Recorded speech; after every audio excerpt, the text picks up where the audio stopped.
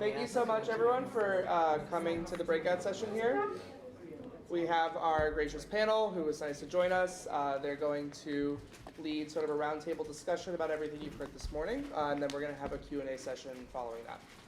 So I'll let you all take it away. Great. Well, good afternoon, and welcome to our panel on financial services for social good.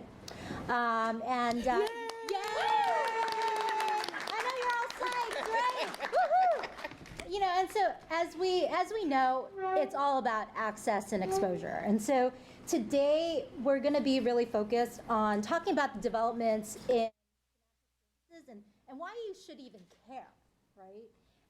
And then we're also going to dive into how we can do our part in terms of increasing that access and exposure with respect to these new developments and technology related to financial services. And so my name is Betty Ng, and I am the founder and CEO of Inspiring Diversity, which is a collaborative community of people of all backgrounds who want to inspire, empower, and elevate each other to achieve goals while propelling communities forward. So very much in line with what Silicon Harlem does. And prior to you're probably wondering, well, why is Betty the one who is moderating this panel on financial services? Well, prior to founding Inspiring Diversity a year ago, I actually had spent 20 plus years in financial services. I started off at Arthur Andersen, and then I worked at Amex, at Citigroup, and then most recently at Moody's. So have about 20 plus years of experience in financial services. And you know, when I found out about this panel, I was just thrilled because this panel is really that perfect opportunity to bring different passions and experiences of mine together. It brings together the financial services piece and also my life mission to empower people of all backgrounds to achieve their goals. And so I love Silicon Harlem. I met Clayton Banks earlier this year in January at a New Majority Summit in Las Vegas. And so New Majority, if you guys aren't familiar with the term, it's about bringing the Black, Latino, and Asian communities together to see what we can do together to help propel diversity and inclusion forward. And so since meeting Clayton in January, we've really been collaborating quite a bit. This is my second panel that I am moderating for Silicon Harlem, and also Clayton has been featured on inspiringdiversity.com. And so, just really, really excited to be here. And, I'm really excited to be joined by my distinguished panelists here today who each have very diverse and unique perspectives on the topic. And what I'd like to do at this juncture is to have Sabrina, Maomao, and Mark introduce themselves and why they're here. Well, because you called. Good afternoon. My name is Sabrina Lamb, and I'm the founder and CEO of the World of Money. It's a nonprofit organization based here in New York City that's dedicated to the financial education of children ages 7 to 18. We're the only organization in the world that provides 120 classroom hours of financial education for children that young. Our curriculum is taught, we work out of the Beacon School on West 44th Street, and mostly our institute operates in July with year-round activities and enrichment opportunities for our children, and our curriculum is taught by Wall Street professionals.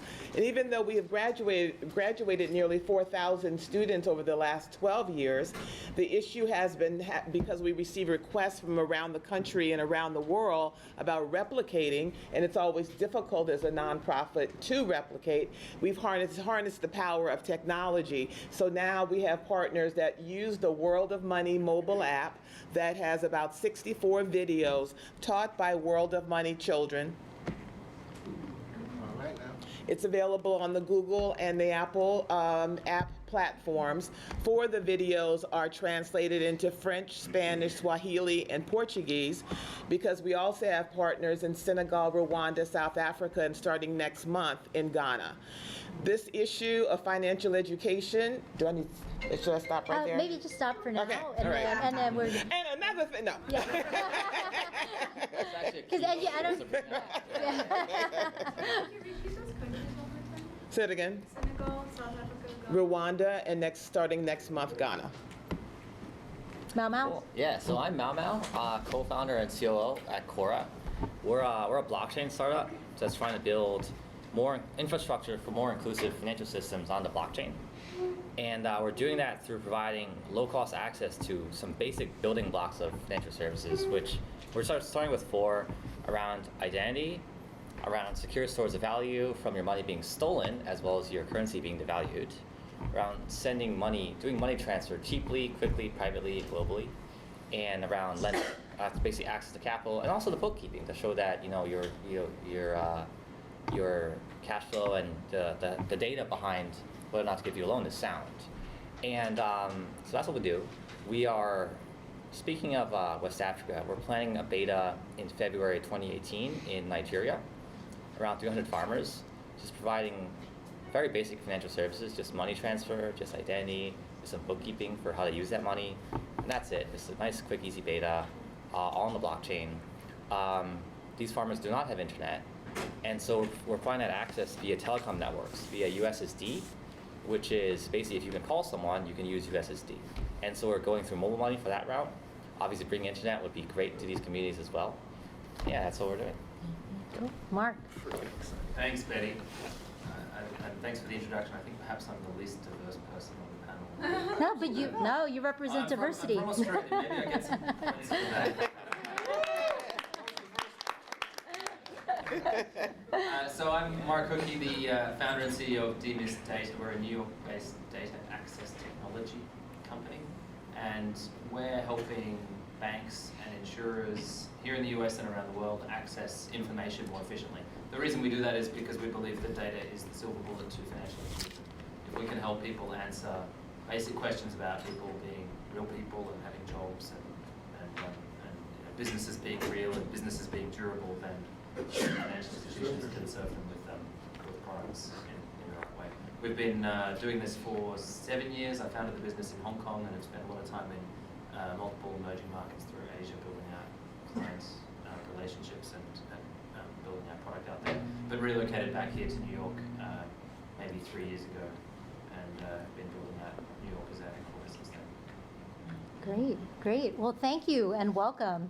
So just to give you a sense, we're going to spend about 30 minutes on a moderated discussion where I'll ask the panelists a few questions. And then we're going to reserve about 10 minutes for Q&A. So please get your questions ready because we want to hear from you and we want to hear what's on your mind and how we can help address those questions that you have. So I'm just going to dive right into it and ask you guys, so what new technologies and advances in financial services should we be keeping our eyes on?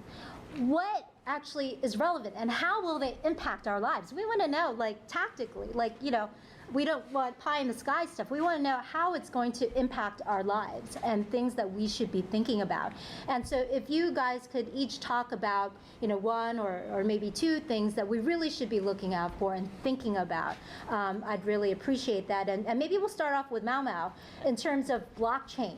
Can you actually, for those, who might not know, can you provide a very quick explanation of what blockchain is and why does it matter? Yeah. So how many people here know what Bitcoin is? That's amazing. A year ago, this is when that happened. So the way I usually, let's just think about Bitcoin for a second and just use that to extrapolate out. So if I'm trying to, let's say, if I have cash, if I have like $100 in cash, I give them to you. That's out of my pocket, it's yours now. I can't give that cash to anyone else because it's literally a piece of paper or gold or whatever. Now, if I have digital currency, if I have a Google sheet and just says I have 1 million Mao coins, and each Mao coin is $1, and I say I want to buy your house, and you say, oh, it's $1 million. I say, okay, now you have my million Mao coins. And I go to someone else and say I want to buy your boat, and they say that's 1 million Mao coins. I say, okay, you gave you 1 million Mao coins. I just gave my 1 million Mao coins to 2 different people because they're digital, and I'm the one keeping track of the records. And so that's the main issue with digital currency, and that's why if you look at our financial system right now, the person who keeps track of the records, you have a checking account that's kept track of by the bank is kept track of by the Federal Reserve. So it goes all the way to the top. Now what Bitcoin does, without going into the technology, it provides a system where the system itself can keep track of who has how much money, and it's essentially impossible to trick the system. It was this, I think there was this hack I saw on YouTube where they were able to, they hacked this, like the hospitals and stuff, and they're asking for Bitcoin. Wouldn't that consider like cheating the system in a way? Not really, because I mean, you're hacking the hospital, right? You're not hacking the Bitcoin blockchain. The Bitcoin blockchain hasn't really been hacked before. Bitcoin wallets have been hacked. People who, didn't keep track of their passwords have been hacked all the time. The Bitcoin blockchain hasn't been attacked yet, which is pretty amazing because this really doesn't really have a ton of precedent. So that's what Bitcoin does. And that's what we're doing with Kora, where we're taking that idea and just kind of running with it. We're okay, if you can keep track of how much money everyone has, you can keep track of their address details, their property, what kind of outstanding loans they have, you can prove with 100% certainty that they didn't try to falsify that data. And this is the really crazy part, besides sending money, you can start sending computer operations back and forth, which means that you can abstract all of your IT infrastructure to your blockchain, which is kind of the other part that we're working on. So yeah, basically you can have this entire financial infrastructure that just lives on a blockchain and is universally accessible. So that's what we're going with. Can you actually talk more like tactically on a day-to-day basis, like how is this going to impact lives and move communities forward, move our society forward? How is Bitcoin going to help do that? Yeah. So I'll give you a real example. So this is one of our potential clients. His name is Tony. He's a small business owner in Nigeria, and he imports products from suppliers in China. And they have pretty strict capital controls in Nigeria before, they lifted them a few years ago, and they have pretty strict capital controls in China. So if he tried to send money from a bank to China, it would take 5 days, it would cost him a lot of money, and he could only send about 60 RMB across, which is not a huge amount. And so instead, he bought some Bitcoin, sent it to that guy in China, and it was done. So here was a scenario where this person's business was being impeded for reasons really outside of his control, and how he got around it with Bitcoin, just because it's universally accessible. Right, known to be secure. And known to be secure, which is very important. Right. Yeah, actually, Mark, I'd like to hear your perspectives in terms of advances and things that people should be keeping their eye on. And I know that you are very data focused. Maybe we can talk about the data aspect. Yeah, and what that means for people's Yeah. lives.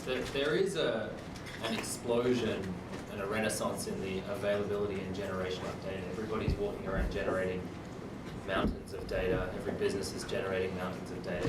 Data used to be this scarce resource where organizations like the bureaus, like Equifax and Experian and others, they didn't have enough data. They go to industries, they go to banks, they go to insurers, they say, give us all your data, we'll put it in a pot, we'll sell it back to you because data is a scarce resource. But now it's an abundant resource.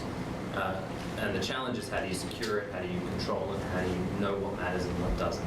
That's really what we focus on as a business. But what that actually means for people in this day and age is that there's this proliferation of information that you can use on blockchain or otherwise to facilitate trade. And what I mean by that is one of the most basic tenets of microeconomics is that you can trade with a counterparty and look them in the eye and trust them and have transparency around things like pricing of product. And that's what makes markets function. Data is a way to facilitate trade in general. Financial services, credit, checking accounts, that's all just one example of that dynamic. I'm a bank, you're a customer, I want to open an account with you. How do I know you're you? One of our employees the other day, I was using this in a sales discussion, they applied for a mortgage with one of the big banks based here in New York, and as the employer, not only the employer, but the CEO of the employer, I got 4 different calls from different departments in that bank verifying their employment. When a simple Google search and LinkedIn lookup and 2 or 3 other data sources would have done exactly the same thing with even more accuracy and less likelihood to be gained. So what does it mean for people? It means that the consumers are driving this revolution in expectations. I got an Uber here. People expect to go on a mobile phone and press one button and get stuff. That's the expectation. Yeah. Financial services is no different.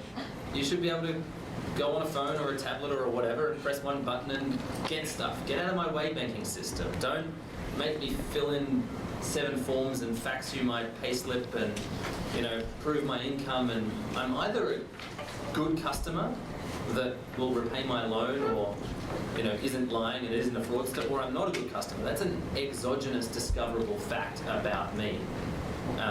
It's up to institutions to find a way to discover that fact without making my life 500 times more difficult. That's what companies like Uber and others have been able to do, to take that friction out of the engagement process. And the reason we're so excited about data is because it is one piece of that puzzle that facilitates that trade so efficiently. Great, great. Sabrina, I'd love to hear your perspectives on what should people be looking out for, and how will that impact their lives and potentially move communities forward? Well, I think, first of all, I'm excited about Bitcoin and blockchain. There are many countries that we no longer use cash. Cash is a thing of the past. When it comes to Bitcoin in certain communities or cultures, for example, women are not permitted to have a financial voice within their own homes. And so Bitcoin allows them to circumvent those kind of challenges to their being able to use their own money by using Bitcoin. They don't have to set up an account. I think of countries such as Somalia that have no banks. And so they're using Bitcoin. And it's no surprise that you're doing business in Nigeria, which is a leading user of Bitcoin. But all this being said, because I'm concerned about the 6 billion people that are unbanked, or they're banked, they may have an account, maybe they never see to it. There's very little education about the responsibilities of these, not only the traditional technologies, but the new ones.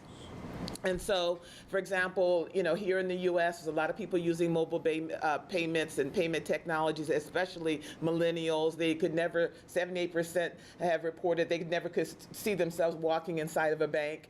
They do everything on their phone. Their phone is everything, not only here, but around the world. And so education comes first.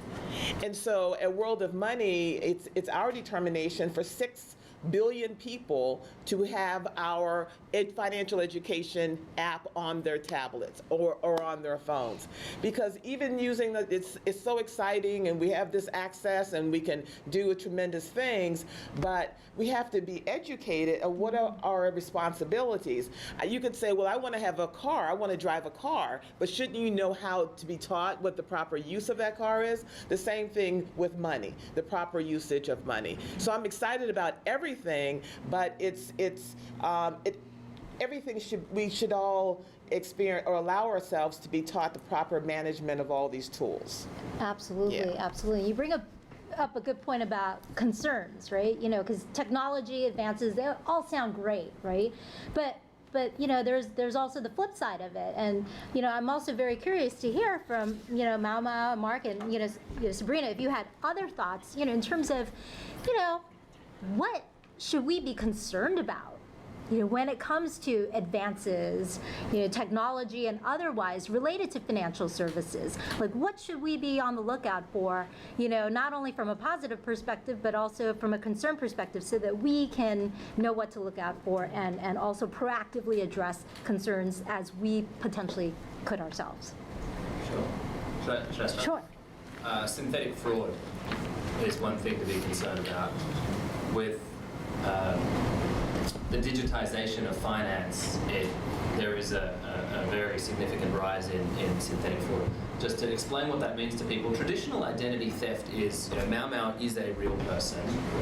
Somehow I got his credentials, his ID, and then I'm going to go to a bank and I'm going to try to get some money out on his behalf, and that's just traditional ID fraud. Synthetic fraud is where somebody can get more sophisticated and trick the system into generating effectively artificial people and do it at scale over a period of time. So there are places in the world, especially here in the US, but actually all over the world, where organizations are creating hundreds and thousands and tens of thousands of fake histories about people that build up credit profiles, for example, and then they'll go to banks and they'll get 10,000 credit cards with a $5,000 limit per credit card, and then take the money out.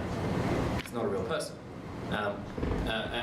And that's practically impossible in the more traditional old age of community banking, where you go in to see your branch manager and look and they say, hey Betty, nice to see you again, get your account out. It's kind of hard to fake that in that environment. But as all of these enabling technologies get people online, get people trading with each other online, it opens up it's it's not just the fraudsters are keeping up and getting more sophisticated, but the magnitude of the potential risk there is significant. And the reason it's systemically challenging in the financial system is you end up with these, it's rather complicated, there's these daisy chain liability issues where if I open up a fake account at Bank 1, then they report to a credit bureau, then somebody gets a bigger account at Bank 2, and then at Bank 3 that gets an even bigger account. Bank 3 has to sue Bank 2, and Bank 2 has to sue Bank 1, and Bank 1 probably gets sued by the regulator or something. But you end up with these incredibly complicated sets of liability chains that are much like the financial crisis to unravel. It's practically impossible to get to the heart of who actually made the mistake and should have stopped this in the first place. So you have these seemingly benign things where a fraudster might do a money transfer of $10 to somebody, but it's that starting point for that fake identity that people then build on, and it becomes this big legal liability. So I think technology great. We should all embrace it, but that's one of the things that we say. Yeah. Maomao? Yeah, kind of on a point about what Sabrina was talking about. So I think one of the side effects of like having this much direct access to basically all of your everything about you financially via the Bitcoin is that it's also a huge amount of responsibility. So Bitcoin, you basically encrypted with something called a private key. If you have your private key, that's how you send your Bitcoin around. If you lose it, if someone else gets it, they have your Bitcoin now, essentially. There was actually an example a few years ago where a BBC reporter went and bought some Bitcoin. He had like a little card on it with a QR code and a private key. He put it up to camera, said, "Hey guys, here's my Bitcoin." When he tried to move it, it was gone. Someone had taken it already. So yeah, and that's like, you see this all the time. People just lose their private key, or you don't write it down because they don't think it's important, and their money's just gone. And just kind of a responsibility, if you want to go really big, you start talking about initial coin offerings, ICOs, which are just this on like a massive scale. And I think it's really a time where you kind of need to renegotiate what it means to have this much responsibility over our own finances. Yeah, I would add that January 21st, maybe 22nd, when the person that's occupying 1600 Pennsylvania Avenue moved in, the first legislation that was enacted by executive order was that financial advisors now have zero duty to educate you on any investment. They only have a duty to make sure that they achieve their bottom line. So if you're a senior citizen and they have this financial product and they're trying to make their quotas for that year, they're going to sell you that. Under President Obama, he had gotten away with all of that. That actually caused the 2008 financial collapse in this country. That's why I say education is really key, and you're going to see some very prominent actors in this space who really don't want you to know what I just said, and they don't want you to know that every credit card is not the same. It looks the same, but doesn't have what the fine print is really, really key, what your legal responsibilities are. Definitely don't want Bitcoin. Oh my gosh, if there's somebody else that you don't have to go through us.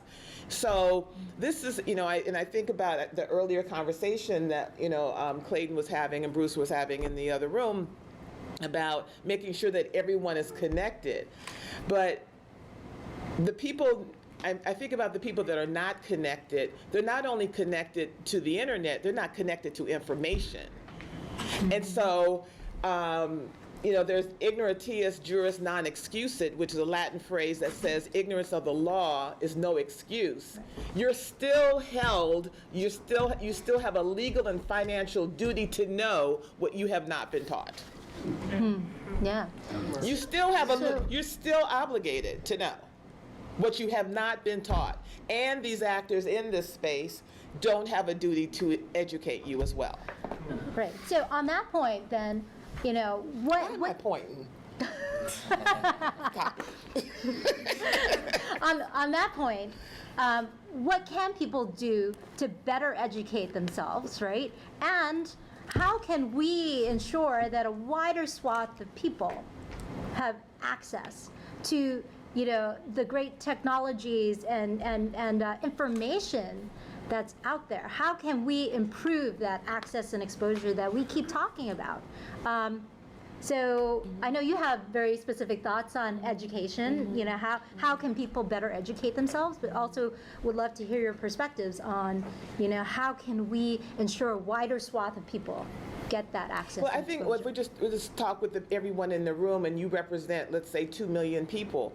You have to really be careful on who is. Everyone has to find people in the financial sectors must come to the table with clean hands. And so, you know, for example, encouraging everyone to use or to educate themselves with our mobile app, there's no financial reward for me to do that other than you educating yourself and having financial security. So, but there are a lot of actors, particularly that target vulnerable and underserved and financially uneducated communities, that, you know, they're all of a sudden the person that was working in the mailroom, which is nothing wrong with mail, now they're selling, you know, all these products, or want you to sign a mortgage and all this sort of thing. You have to really empower yourself, educate yourself, and who is trying to make you sign on this bottom line, because you do have a duty to adhere to what you signed. And even though you said, well, I didn't know what I was reading, you still are obligated to it. So even though we're leap years ahead, Star Trek years ahead with, you know, blockchain and data and artificial intelligence and so forth, there are many communities are still trying to figure out how can I avoid the check cashing and the financial vultures that live on my block? They're just there. Forget about Bitcoin. They're not even there. They don't even know, or they feel challenged in terms of how to manage their money, or they don't know what compound interest is, or the rule of 72, or have a will. Many people, millions of people globally, have to start there. Yeah. Maomao, Yeah, I'd say as far as my part in this talk has mainly been about Bitcoin. I haven't really talked about Kora, but I'd say like the best document to enter to start your education in the decentralized economy, the blockchain economy, always has been the original Bitcoin white paper. If you just look up Bitcoin PDF, it's the first result on Google. It's an academic paper. It's not light reading. It's not the Hunger Games, but as far as academic papers go, it's not a very difficult paper to read. It's very short, 10 pages long. It tells you this is exactly how Bitcoin works. And if you're still interested after that, hit me up after this, and I'll send you a link of our white paper as well, which is really kind of building, having 9 years experience to kind of build on that, and kind of how we plan to build this kind of infrastructure. Great. Can I just add just an experience that I've had, Maomao, about people and reading? How are people doing reading? And it's not because they lack the knowledge or the capability of understanding.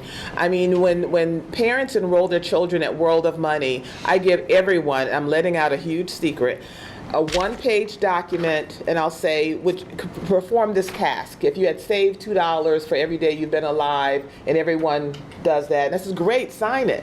And everyone signs it, and the smart aleck in the back doesn't feel that they need to be here or whatever. So come up to the front. So you signed it, and how much would you have saved? Great. And you signed it, right? Yeah, I signed it. And this is parents and children.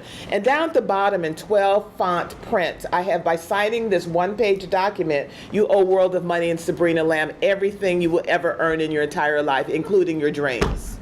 That's crazy. Carlos, who was 12, maybe about 5 years ago, came up. What is this? Let the other crazy people go ahead and sign it. Wow. And I say, why did you sign this? And this is what I've heard over the years. Because you told me to. Because I trusted you. Because I didn't think that I could get what I wanted by coming to World of Money if I didn't. I didn't think I could say no. You look like you knew what you were talking about. Have you ever met me in your entire life? Why would you trust anything that I said? Because I didn't feel, this is the general answer, I didn't feel that I could. I didn't feel that I had the voice. And this is parents and children. So then move that over to your 10-page document. and signing that newfangled credit card that comes in the mail that has about 40% interest rates or APR or whatever, or a mortgage that, those mortgages that was part of that all those toxic products that were out on the market, they're back. They're back. But you want that house, but you won't read. Or you won't say, I'm gonna talk with my attorney, even if you don't have an attorney. I'm talking to my attorney. That's it for now. Yeah, No, that's awesome. That's a really great point. Mark, love to hear your I perspective. agree. Just one point to add on to Sabrina's point about Reading? taking responsibility.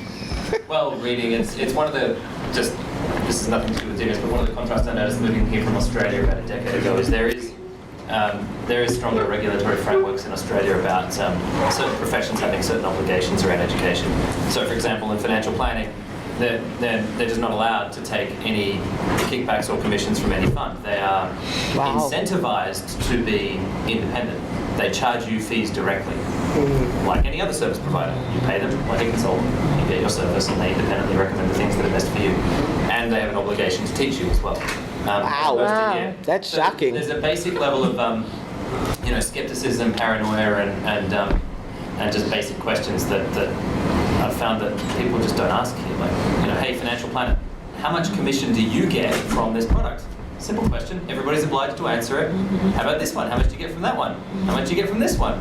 What about this other thing? Same thing in the medical profession here. It's not to, pick on all the great work that lots of great doctors do, but really, is this test really needed? I mean, the amount of poking and prodding I get in this country. In Australia, they tell me to walk it off. How much do you get from the insurance company for this service? Anyway, I won't pick on America. It's wonderful. But it is that basic level of just being a little bit, skeptical and paranoid, and just asking some really basic questions that people are obliged to answer if you ask them. Okay, great. So we're actually running near the end of our moderated discussion time, but just quickly summarize. What is one action item that people should take to educate themselves, or just to make sure they are well informed about financial services and the advances that are happening and how they can, better their lives? Read. Read and download the World of Money app. As I said, it's on the Google and Apple platform. Our motto is learn, earn, save, invest, donate. If you're not doing all five, you don't have the proper relationship with money, and includes the donating part, included in the investing part. Sometimes some communities, some people are just consumer driven. I got to have the latest whatever, as opposed to that thing that you purchased 10 years ago. Maybe that still works. We believe investing is really key, an education investor. We have partnered with a company called Stockpile, where we'll give you the $5 for a micro share of a company that you like to invest in. That is the world of money. It's only one way, no matter what country. What country that you're in. And in terms of growing your money, that's through compound interest. That's through investing. That's investing in real estate, commodities, mutual funds, stock market, and as well as through philanthropy. That's it. No MLMs, none of that other crazy stuff. And I know you'll talk about, Bitcoin, but there's just one way, no matter what country that you're in, and educate yourself. Yeah, any kind of education is great. I mean, what really got me into it was this realization that everything that we touch in this room, whether it's this computer or like the speaker or this water or the clothes we wear or anything, is all affected in a very intense way by the financial system, which is this entire labyrinthine structure underneath ourselves, of which we see the banks, the credit cards, and we don't see all this other stuff going on. And the Bitcoin white paper is kind of a great way to start your journey into this dark, not incredibly well-documented world that affects everything in our lives. I'm a data geek, so it's much easier than it used to be to learn a little bit about data analytics and your own personal data as well. So going online, downloading some free data sets, downloading some free modeling software, downloading a copy of R, building a model, playing with data can take like an hour. It used to be that you actually needed a lot more capabilities to do it. So I'm very biased towards just people starting to play around with data. With respect to the responsibility aspect of it and the underpinnings of the financial system and understanding that, going and downloading your own credit report and going and looking online and seeing what data people have about you, going to various services on Google and Facebook and others, and they've all got their great little tools now that say, show me what you have on me. And it's not to be paranoid or scared about it, but just spending a bit of time having a look at what they know about you and what that means and what you can opt out of and what you should opt into. Because I'm a big believer that actually sharing data is a good thing for people and for societies, but it's pretty easy to understand now what data is being shared and how by just jumping around and having a look at those privacy tools. 0 minutes. Okay. All right. Okay, but maybe you can. Yeah. Okay, but right now, so we got the 0 minutes left. I want to open it up to Q&A. Why don't we start with you? Yeah, 4 quick questions. Number one, I think the whole system is built on sand in terms of the Social Security as the harbinger of identity. Could you speak to that? 2, if I buy Bitcoin now at $6,000, will I get rich? 3, how come there was never a savior that came up to help so many people in the minority community with the financial crisis? I mean, there's so many people who can't afford their homes, but nobody came to pitch in to refinance. And There's no financial benefit to do so. Well, we're a social good meaning. Well, there's no financial good, and then there's policymakers and legislators, particularly in Congress, that never had the courage to address the population. It's almost like ignoring that it ever happened. And that's really what it takes. It takes courage. And now, if it depends on where you are, whatever party that you're in, the Democrats are basically toothless now to do anything, even if they wanted to do anything. And last one, Betty, how can we find you? I mean, Inspiringdiversity.com. You It's can like sign up really- and and I'm on all the social media. So. In terms of the Social Security number, I mean, it's not the perfect system, but it's not built on standard. I mean, I lived in Hong Kong for a while. This is a Hong Kong ID card, biometrics, and you can walk into a little room and stick it in a machine, and literally 10 seconds later somebody pops up and says, oh, I'd like to offer you $10,000 or whatever the product is. It's a very, very good identity system. There's lots of different identity systems around the world that will gaps. Will something evolve or come up? They're usually, look With at blockchain? the Aadhaar system in India. It's top-down, government-mandated, phenomenal system. I don't see the US doing that. It's too risky. It's too complicated. I don't think it'll be decentralized and will naturally evolve between organizations either. So I think it's just going to be incremental changes. Is that the way the world should work? I don't think so. But I don't know. There's a couple of companies working on that. I was at the thought Money blockchain 2020 could save conference. Yeah. Well, there are. I mean, banks are doing a lot. I mean, banks have been trying to do this for long before blockchain was a thing. Where Citi verified me. Why should Chase have to again? Why should my landlord have to again? Can't we just piggyback on each other and trust each other? The regulators don't like that. They like to basically put the individual responsibility on each party to, say I'm responsible for knowing you're you. That's just the framework things have now. So there are lots of companies working on it. I wouldn't hold my breath, but that's just me. Yeah, I mean, blockchain is it's definitely not a silver bullet. Blockchain just lets us do a few things easier. We are storing identity on a platform. It's a pretty big part, but a really big part of that is just KYC requirements. Just if you got sent money, how can I prove that you are who you are? So the Central Bank of Nigeria will come knocking on my door. So that really just ties back into a centralized counterparty. And will Bitcoin make you rich? I'm not a financial advisor. What did you say? We're going to pass out turkey sandwiches. Just for like your turkey. Okay. So, all right. Go ahead. I'm sure you probably heard of Ellevest, a selling project. Yes. It's a female Yes. investment platform. So I've been thinking about investing some funds in there, and I like the fact that they've created an algorithm based on a lot of data and a lot of research, where your investment funds as a woman are taken and invested according to the fact that as a woman you're supposed to make less than a man over the course of your life, and what your income level would be. And so my question for you is that a good idea or just to go with a general investment company online that would do it but wouldn't take into account my gender? Well, I'm curious about just if you could clarify what I thought I heard you say, that the algorithm, Yeah. assumes that you're not going to make as much as a man. Yes, it takes into account the gender gap. And so what it says on their website is that it uses and longer post-retirement. Yeah, so it takes into those multiple factors into account when the platform takes your money in and invests it, which is overseen by people, and invests it according to the fact that you're supposed to not make as much money as a man. I don't like that assumption. I don't like that assumption based upon my gender. Yeah. That's problematic. But in terms of investing, first of all, I'm not a financial advisor, but I would never invest in something that I don't personally use. As a consumer, I'm already an investor. So there's companies, or maybe the refrigerator or the car or the smartphone or whatever, that you already trust because you're a consumer. So the next step is for you, as opposed to someone telling you what you should decide.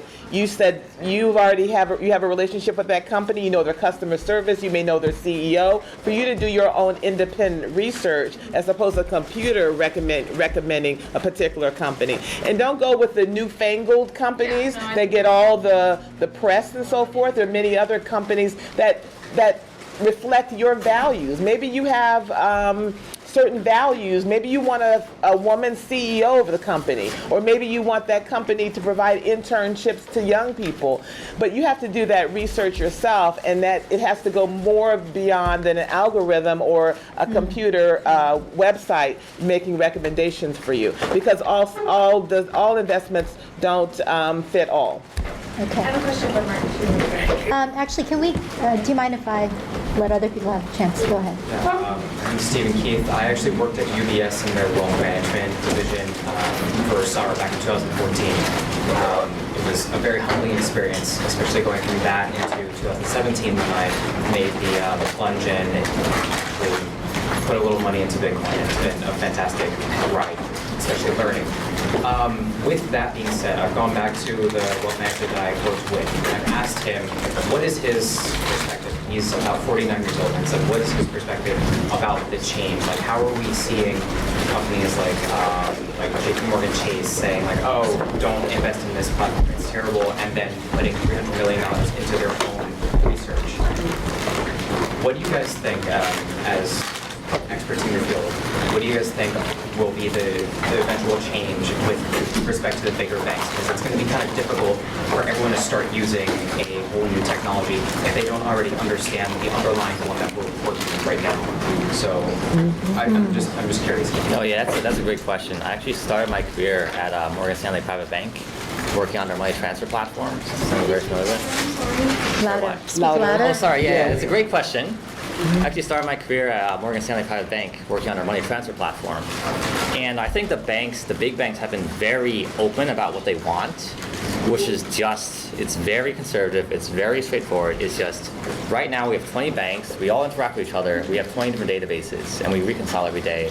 It takes a lot of money, it's expensive, it's error prone, we just want one database. That's all they want. And that's perfectly achievable with blockchain. It's also perfectly achievable without blockchain. That's all they want. And I think that, I think you do it today. I mean, you can certainly do it with $300 million.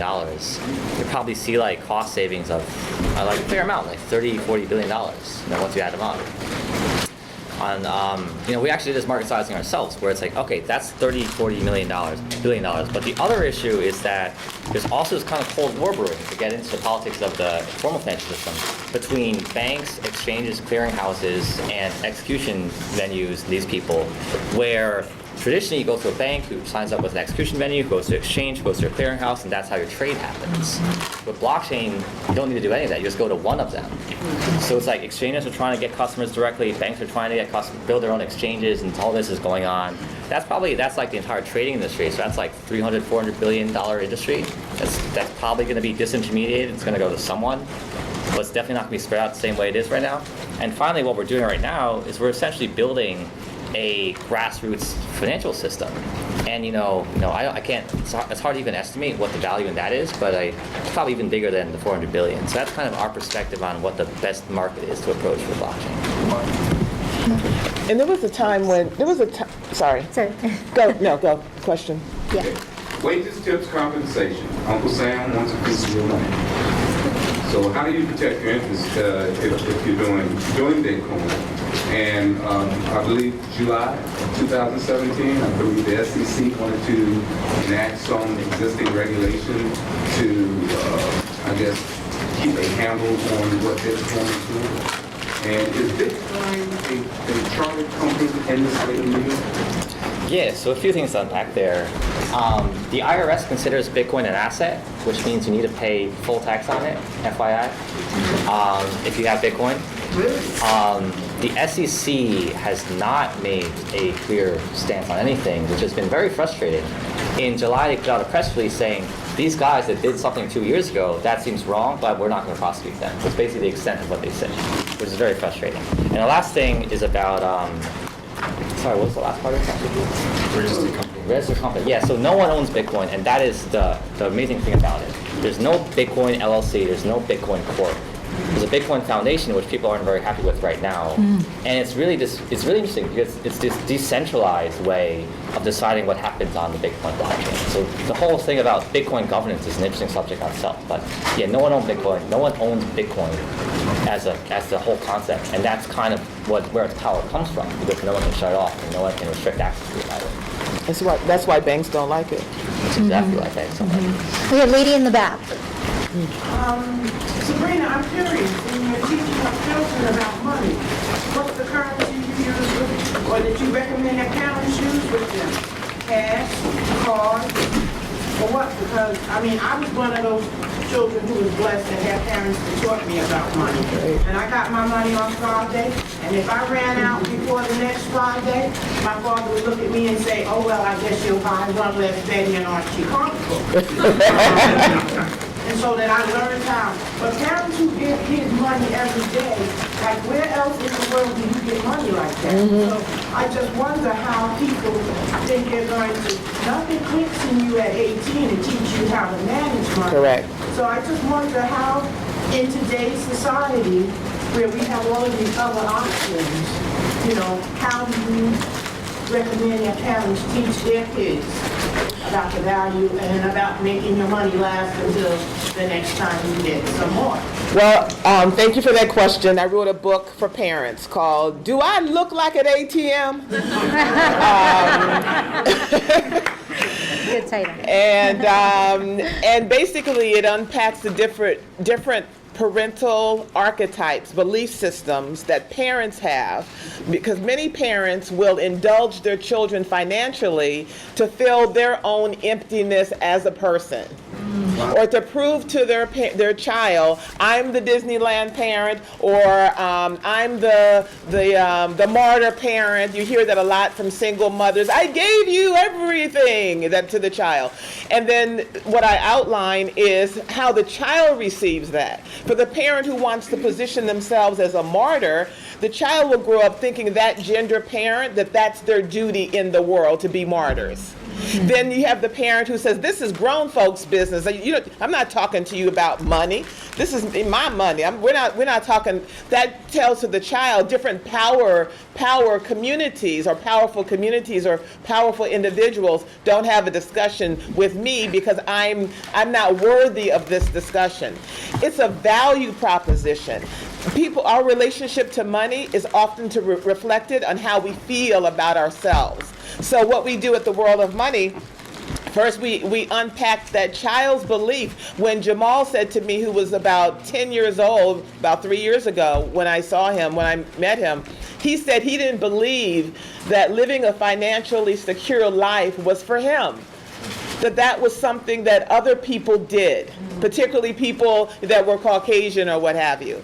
And so in his family, in his culture, that's not something we do. What we do is stand in line and buy things that have zero value to prove that we're worthy, or to be free marketing and advertising for companies that have zero return on investment to our obsessive consumerism of these particular companies. So these are emotional discussions, emotional self-evaluations that need to occur, and that has to happen before we get into investing and credit and everything.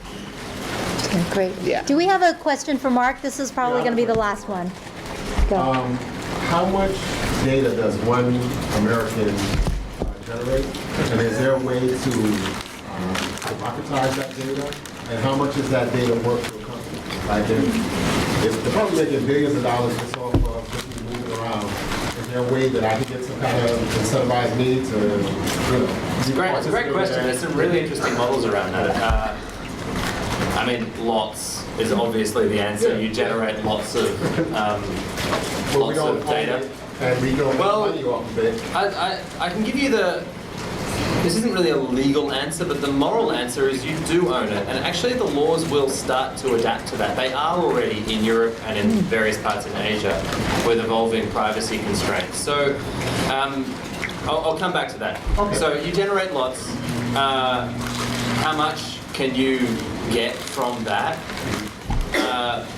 Just to give you some numbers, a bank will spend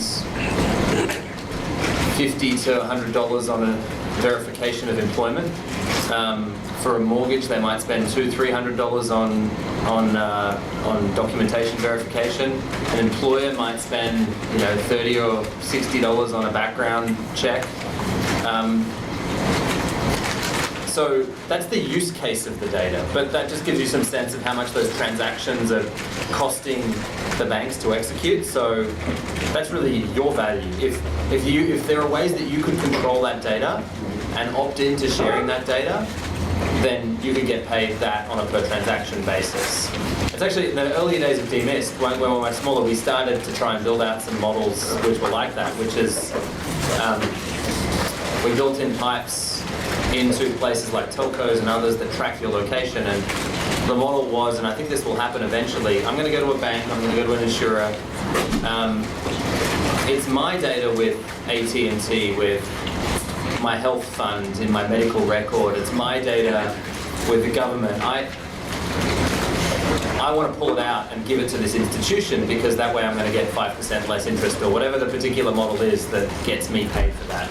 There's too much friction around that stuff right now, but the evolution of some of the regulation in Europe and elsewhere is going to drive that to almost be mandatory.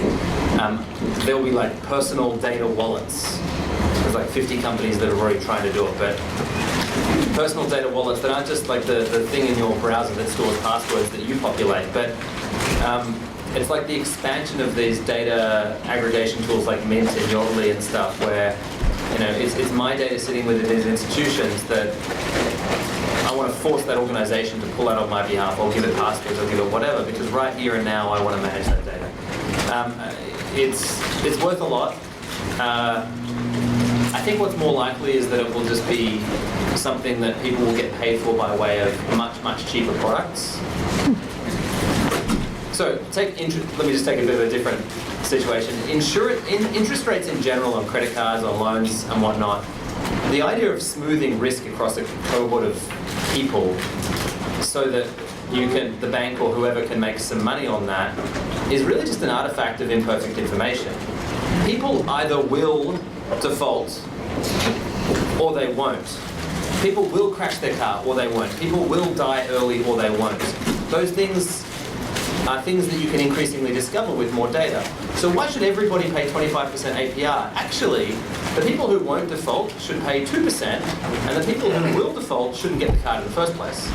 The fact that it's 25% is just the fact that people haven't been bothered or haven't had the data or haven't had the resources to segment out that risk, so they have to pull it together. Obviously that's a bit glib, because some people don't think they're going to lose their job and then they unexpectedly do. And so take it with a grain of salt, but that's kind of the vision of where things will go. People get paid for it that way. Great. I think we're out of time, right? I want to thank my amazing panelists, Maomao, Sabrina, for very insightful perspectives, and I hope that you guys are leaving this even better informed. Quickly.